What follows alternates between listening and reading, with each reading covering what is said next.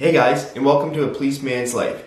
Weed has only been legal for less than a week in Canada, and Canadian police force agencies have already switched from fighting against drugs to now fighting to smoke drugs. Watch this video and I'll tell you why.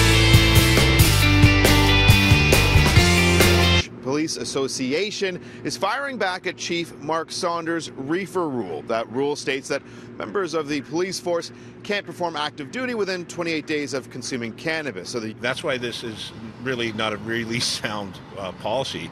It's in your system. The chief said you're not allowed to have it in your system, so these officers will have to put in an IOD and possibly go off work. So, marijuana has only been legal in Canada for less than a week.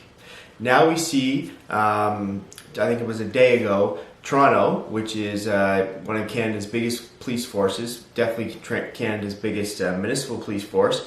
The head of their union has come out and has started a war against basically management. Toronto has put in the policy for their officers that they can't smoke weed 28 days prior to duty, saying that if with the THC or marijuana in their system, they're unfit to perform their duties safely.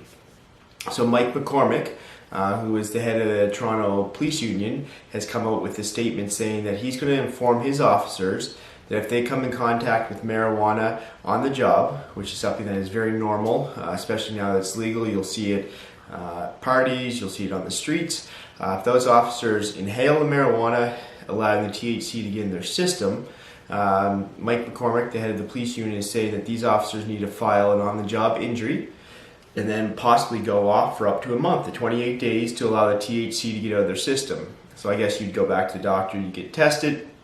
Once the THC is gone from your system, then you can go back to work. So what do you think about that? Comment below. My thoughts are, I guess it's a little bit playing games. I think we talked in the last video, we can see that the 28-day rule maybe is a little excessive, but the police agencies, I guess, are banking that they want THC completely out of your body so that if there's a major incident, the officer's blood's tested, it won't show up that there's THC, so there's no question if the officer is impaired. So on the other hand, the union's saying, well, we can go to calls, we will inhale secondhand smoke that can allow THC to show up in your system, in your bloodstream, so the next day that officer comes to work and gets involved in a situation, his blood is tested.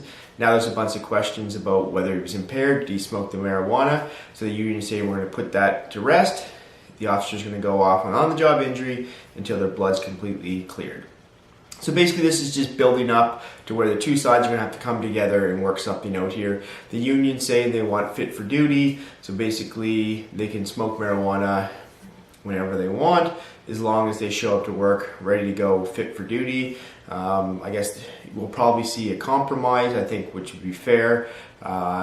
If they said 8 hours or 12 hours or whatever, can't smoke 8 hours before your shift, and you can show up. So it kind of went from the war on drugs to the war for drugs for the Toronto police. And definitely all the police agencies across Canada are watching, Toronto being, like I said, one of the biggest unions. They'll probably just wait and see what happens there, and they'll follow suit. So if you like this video, if you like my content of police related stuff, some of my home life, some CrossFit stuff, some keto diet stuff, just subscribe to my channel below. It really helps me out. And like this video, that'd be great. And we'll see you on the next one.